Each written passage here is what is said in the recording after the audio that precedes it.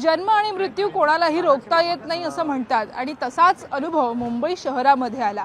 मुंबईतील राम मंदिर परिसरामध्ये थेट प्लॅटफॉर्मवरती प्रसूती करण्यात आली, बाळाचा जन्म झाला आणि या बाळाला जन्म देताना जे हात पुढे आले त्यांनी माणुसकी घडवून आणली। या सगळ्या प्रसंगातनं तुम्हाला रिअल लाईफ हिरो पाहायला मिळाले आणि हे रिअल लाईफ हिरो अर्थात रिअल लाईफ रॅन्चो आता माझ्यासोबत आहेत।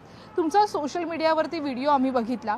खरं तर एक स्त्री म्हणून मला ह्या भावना पटकन जाणवत आहेत की त्या बाळाला जन्म देतानाच्या त्या महिलेच्या असलेल्या त्या वेदना असतील, त्यावेळेला डॉक्टरच्या भूमिकेमध्ये जाणारे तुम्ही, ही भूमिका बदलणं किती कठीण होतं, या भूमिकेमध्ये शिरणं किती कठीण होतं? ऑफकोर्स तुम्ही ज्यावेळेस एखाद्या तुमचं प्रोफेशन नाही आहे ते आणि त्या प्रोफेशनमध्ये तुम्ही एक क्षणिक भरामध्ये जाताय, सो ऑब्व्हियसली ती गोष्ट खूपच अवघड असते। आणि पण ॲक्च्युली जर त्या प्रोफेशनमधले मास्टर जर का मला गाईड करत असतील तर त्या प्रोफेशनमध्ये मला पुढे जाण्यासाठी किंवा त्या गोष्टीमध्ये प्रॅक्टिकल करण्यासाठी मला ते थोडंसं मला कॉन्फिडेंटली वाटत होतं, म्हणून मी ती करायला गेलो आणि माझ्या हातून ती गोष्ट बऱ्यापैकी चांगल्या प्रकारे घडली। त्यांनी चांगल्या प्रकारे गाईड झालं आणि छान प्रकारे सगळ्या गोष्टी झाल्या। ते नंतर रिअलाईज झालं, तोपर्यंत मी असं नाही की मी एकदम बिंदास होतो किंवा असं काही नाही, मी आतून खूप घाबरलेलो होतो। पण त्या ठिकाणी मला कुठेतरी एक धीर धरायचा होता। आईला, त्या बाळाच्या आईला सगळ्यात महत्त्वाची गोष्ट म्हणजे पॅनिक नव्हतं करायचं। पॅनिक जर मी झालो असतो त्या ठिकाणी तर ती बाळाची आई खूप पॅनिक झाली असती, कारण त्यांची सिच्युएशन खूप खराब होती।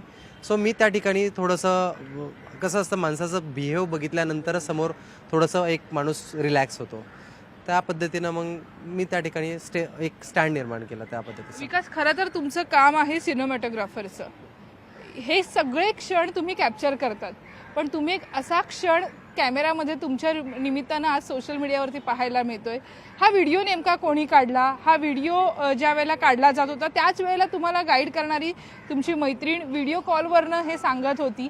हा सगळा प्रवास, त्या क्षणाला काय वाटलं होतं मनामध्ये? आणि दुसरा महत्त्वाचा मुद्दा म्हणजे आत्ता ह्या सगळ्या घटनेला बराच वेळ होऊन गेलाय, त्यानंतरची काय परिस्थिती? ॲक्च्युली ज्यावेळेस ही घटना झाली त्यावेळेस म्हणजे बाळाबरोबर तिची मी ज्या डॉक्टर होत्या मॅडम, देविका देशमुख म्हणून, डॉक्टर देविका देशमुख, सो त्यांनी जे मला गाईड केलं ना, तर त्या गाईडमुळे तर मी सध्या म्हणजे व्यवस्थितरित्या त्या गोष्टी करू शकलो आहे। दुसरी महत्त्वाची गोष्ट अशी आहे की ते करत असताना माझं लक्ष हे इकडे नव्हतं की कोणी माझा व्हिडिओ काढतंय की काय करताय, कारण त्या ठिकाणचं मी लक्ष केंद्रित दुसरीकडे करू शकत नव्हतो, कारण मला तिथे त्या कामावरती लक्ष देणं, माझं प्रोफेशन काय हे बाजूला ठेवलं, पण मला तिथे त्या कामावरती लक्ष देणं हे गरजेचं होतं, म्हणून मी त्या कामावरतीच लक्ष होतं। मी ते सगळं झाल्यानंतर माझ्याच मोबाईलने माझा व्हिडिओ कॉल चालू होता, सो एक जणांना तो पकडलेला, ते बघत, ते सांगत होते, ते ऐकत होतो लक्षपूर्वक आणि ते करत होतं, बस इथपर्यंत स्टेज होती। बाकी कोण व्हिडिओ करतंय की काय करतंय हे सुद्धा मला माहीत नव्हतं। या दरम्यान एक प्रश्न अतिशय गंभीर आहे। मुंबईसारख्या शहरामध्ये जर अशा पद्धतीनं थेट सर्वसामान्य माणसाला डॉक्टरच्या भूमिकेत जावं लागत असेल, फलाटावरती वैद्यकीय सुविधा नसतील, तर कसं काय पुढचं? आपण एकूणच वैद्यकीय सुविधांच्या बाबतीतला प्रश्न सुद्धा निर्माण होतो असं नाही वाटत? माझं थोडंसं लक्ष दुसरीकडे गेलं, क्वेश्चन मला समजला नाही थोडंसं आवाजामुळे। ज्या पद्धतीनं राम मंदिर या स्टेशनवरती तुम्ही गाडी थांबवली, त्यानंतर लेबर सुरू झालेले होते, त्या वेदना त्या महिलेला सहन होत नव्हत्या, हे सगळं तुम्हाला कळत होतं। या दरम्यान प्रशासन तिथे होतं का? वैद्यकीय सोयीसुविधा मिळाल्या का? ॲम्ब्युलन्स तिकडे उपस्थित होती का? प्रशासन त्या ठिकाणी होतं, म्हणजे की पोलीस कॉन्स्टेबल वगैरे हे सर्वजण त्या ठिकाणी होते, पण त्या ठिकाणी वैद्यकीय सुविधा नव्हती, त्याच्यामुळे प्रॉब्लेमॅटिक झाल्या गोष्टी। त्यांनीसुद्धा प्रयत्न केला खूप वैद्यकीय सुविधा पुरवण्याचा, पण त्या सहज शक्य नाही झाल्या, रिस्पॉन्स नाही झाले कॉलचे कोणाचे, सो म्हणून तरच हा डिसिजन त्या ठिकाणी घ्यावा लागला। या सगळ्या गोष्टी साधारणपणे किती वाजता घडल्या आणि काय परिस्थिती होती? ही गोष्ट घडली 1 ते 1:30च्या दरम्यान घडली गोष्ट, आणि ती गोष्ट पूर्ण होईपर्यंत जवळजवळ 2:30 वाजलेले, आणि त्याच्यानंतर मग 2:45 पर्यंत 2 ॲम्ब्युलन्स वगैरे येऊन मग त्या ठिकाणी आम्ही गेलो। आजकाल आपण बघतो की सगळ्यांना व्हिडिओ काढणं, फोटो काढणं ही गोष्ट जास्त आवडीची असते।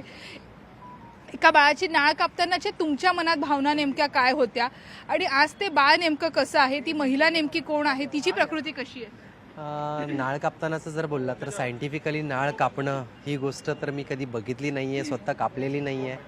सो ती गोष्ट काय, त्याच्यापासून आपण कोणते त्याच्यासाठी काय यूज करू शकतात किंवा काय यूज करू शकत नाही, या सर्व गोष्टी मॅटर करत होत्या. पण फक्त हायजेनिक नसायला हवं होतं म्हणून मी सर्व गोष्टी त्या गरम करून वगैरे सर्व त्या गोष्टी केल्या. डॉक्टरांनी सांगितलं त्या पद्धतीनं मी केअर घेतली आणि मग नंतर हॉस्पिटलमध्ये दाखल केल्यानंतर तर त्यांनी पुढची प्रोसेस बाळ आणि त्याची आई आता कशी आहे? एकदम सुदृढ आहे, दोघे पण सुदृढ आहेत खूप. येस. नक्कीच आपण बघतोय की त्याच्या चेहऱ्यावरती आपल्याला समाधान दिसतंय. माणुसकीचं एक वेगळं स्वरूप विकासच्या निमित्तानं मुंबईच्या रेल्वे स्टेशनवरती आपल्याला पाहायला मिळालं. खरं तर कुठेतरी वैद्यकीय सुविधा नसल्यामुळे अशा पद्धतीची परिस्थिती निर्माण झाली आणि यातनंच मुंबईला नवीन रॅन्चो कशा पद्धतीनं मैदानात उतरून काम करू शकतो याची ओळख झाली. व्हिडिओ सचिन कुबडेसह सुस्मिता भदाणे पाटील, न्यूज एटीन लोकमत, मुंबई.